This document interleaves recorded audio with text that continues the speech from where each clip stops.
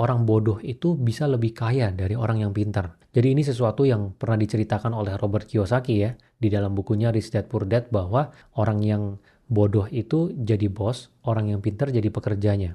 Walaupun ini memang bukan suatu fakta yang benar-benar akurat ya, karena kalau misalnya kita lihat top 10 di dunia, pendiri Amazon, pendiri Facebook, pendiri Tesla itu semuanya orang pintar. Dia pada saat kuliah tuh semuanya summa cum laude gitu.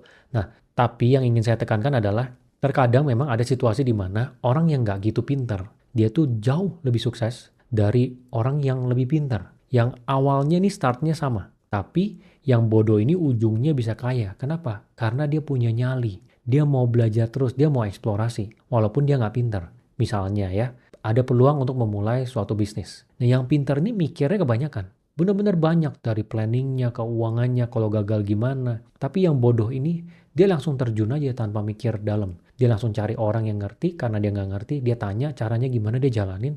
Jalannya mulainya juga nggak rapi. Mungkin ini misalnya bisnisnya sebuah restoran, pada saat mulai kotor, berantakan, SOP-nya segala macam.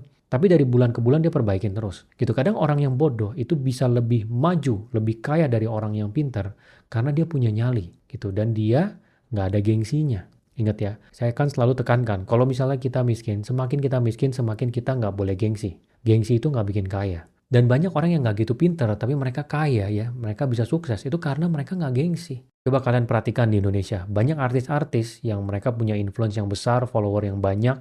Mereka itu punya produk bisnis yang dimana mereka bisa live ya di TikTok, tapi mereka nggak lakukan. Kenapa?